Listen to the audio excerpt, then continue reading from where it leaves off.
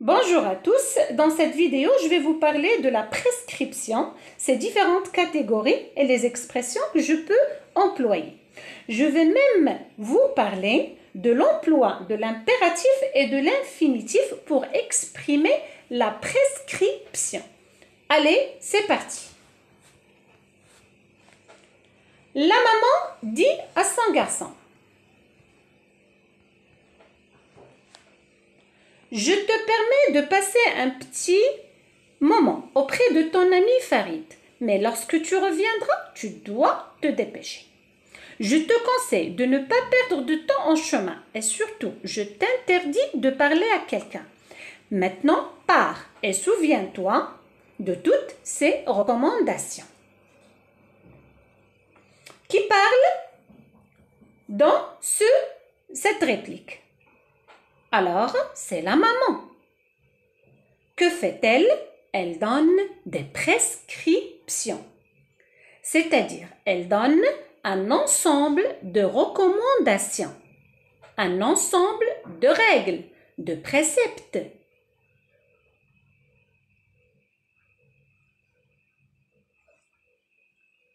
Je te permets de passer un petit moment auprès de ton ami Farid.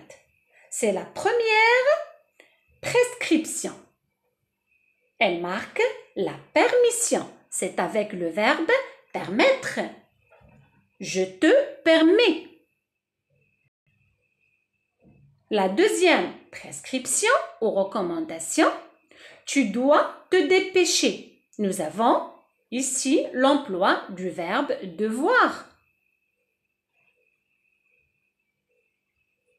C'est l'ordre. Je te conseille de ne pas perdre de temps en chemin.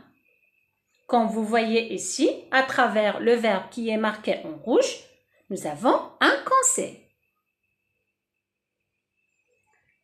Et surtout, je t'interdis. Donc là, nous avons une interdiction avec le verbe interdire. De parler à quelqu'un, maintenant pars et souviens-toi. Nous avons ici l'emploi de l'impératif qui marque l'ordre. De toutes, et souviens-toi de toutes ces recommandations, c'est-à-dire ces prescriptions, ces conseils, ces obligations, ces ordres. Alors,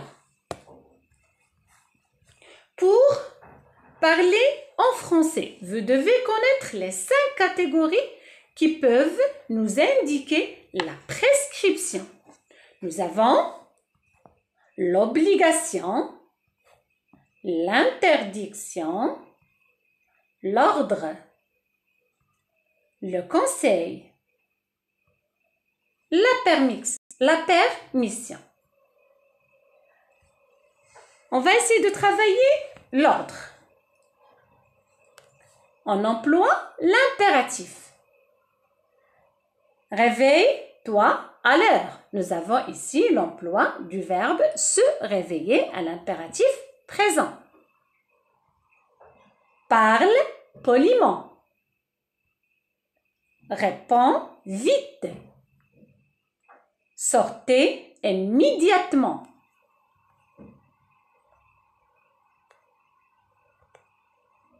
Maintenant, pour l'obligation. Il faut marcher sur le trottoir. L'expression, nous avons l'expression « il faut » suivi de l'infinitif. Il est nécessaire de marcher sur le trottoir. Il est obligatoire de respecter tes parents. Je t'ordonne de parler bas. Votre devoir est de protéger l'environnement. Prière de laisser votre classe propre. On peut exprimer l'obligation à l'aide des expressions suivantes. Ce sont deux verbes, falloir et devoir. Alors, pour l'obligation, il y a deux formes. Soit une forme personnelle ou une forme impersonnelle. Quand je vous dis une forme personnelle, c'est-à-dire l'expression de la personne est mentionnée. Donc, nous avons ici la personne où le sujet est mentionné. Par contre, quand nous avons une obligation qui est impersonnelle, cette obligation ne renvoie pas à une personne particulière, mais à la majorité. Regardons bien les exemples.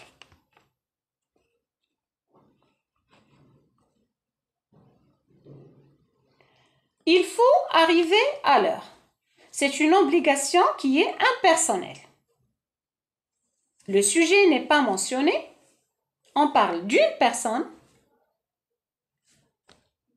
et c'est avec le verbe falloir. Je dois protéger ma vie et la vie des autres. Nous avons une obligation ici qui est personnelle, puisque le sujet ici est mentionné, c'est le je. Je dois protéger ma vie et la vie des autres. Tu dois respecter la vie des autres. Il doit parler poliment. Elle doit manger équilibré.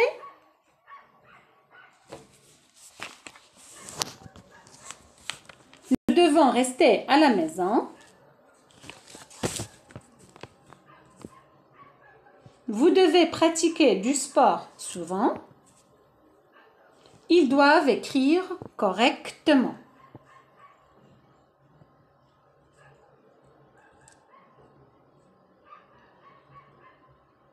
Allez, essayez de lire les phrases.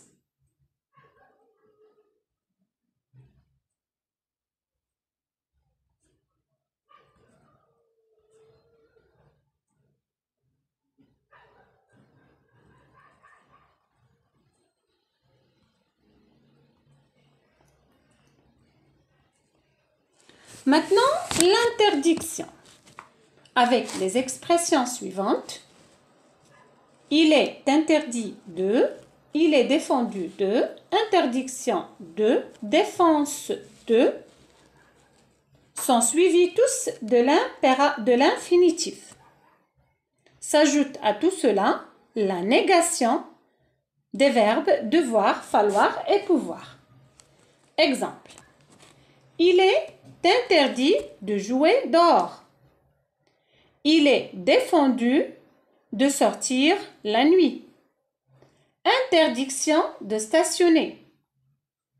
Défense de tuer ces animaux. Avec la négation, tu ne dois pas jouer dans la rue. Il ne faut pas manger en classe. Tu ne peux pas conduire sans permis. Là, ce sont des expressions que je peux employer pour exprimer l'interdiction.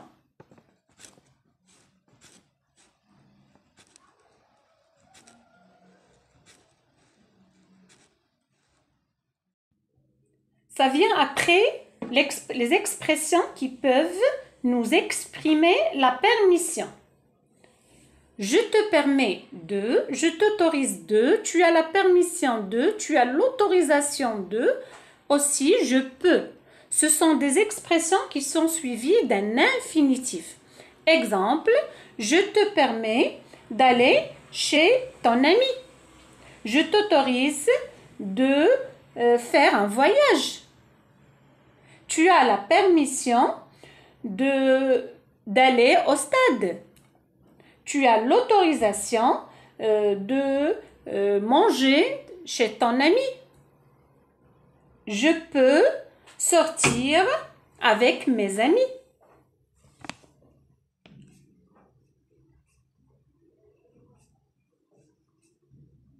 Le conseil. Alors, avec le conseil, je vais utiliser des expressions comme Je te conseille de qui est suivi d'un infinitif. Exemple, je te conseille de rester à la maison. Je te recommande de te laver les mains. Donc, toujours ces expressions sont suivies d'un infinitif. Je te suggère de suivre des cours de communication. Donc, c'est un conseil pour améliorer votre manière de parler en français. Donc, je te suggère de suivre des cours de communication. Si j'étais toi, je lui dirais toute la vérité. Là, c'est différent. Donc, on n'a pas l'emploi de l'infinitif, mais nous avons l'emploi ici d'un conditionnel présent. Car nous avons ici une condition. Si j'étais toi, donc si plus l'imparfait, je lui dirais. Donc, j'utilise ici le conditionnel présent. À ta place, je ne mentirai pas. À ta place, je ne mentirai pas. Que faut-il maintenant dire dans ces situations? C'est un petit test pour vous, pour savoir si vous avez assimilé la leçon ou non.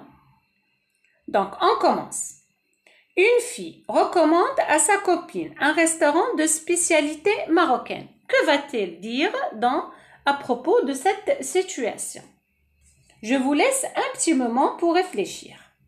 Nous avons ici recommande. Donc, nous avons une recommandation. Donc, nous avons ici un conseil. Alors, la réponse est: à ta place, j'irai dans ce restaurant. Il fait des plats de spécialité marocaine. Je peux même dire: si j'étais toi, j'irai dans ce restaurant car il fait des plats de spécialité marocaine. Je te propose ce restaurant, il fait des plats de spécialité marocaine. Je te conseille d'aller dans ce restaurant ou de manger dans ce restaurant car il fait des plats de spécialité marocaine. Une autre situation, un père permet à son fils de jouer avec sa tablette. Donc, nous avons ici l'expression, le verbe permettre. Donc, nous avons la prescription qui est la permission. Alors, que va-t-elle dire, le père? Je te permets de jouer avec ta tablette 30 minutes par jour. Ou, je peux même dire, je t'autorise de jouer avec ta tablette 30 minutes par jour. Tu as la permission de jouer avec ta tablette 30 minutes par jour. Tu as aussi l'autorisation de jouer avec ta tablette 30 minutes par jour. Tu peux jouer avec ta tablette 30 minutes par jour. Alors, une autre situation. Un père furieux ordonne à son fils d'arrêter de faire du bruit. Là, nous avons une expression ordonner. Donc, ordonner, ça veut dire l'ordre. Que va-t-il dire? Je vous laisse un petit moment pour réfléchir. Alors,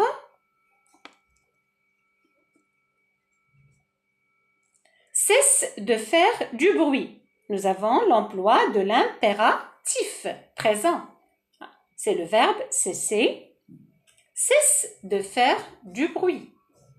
Encore, maintenant tu arrêtes de me casser la tête avec ce bruit. Je peux même dire tais-toi, hein? D'accord?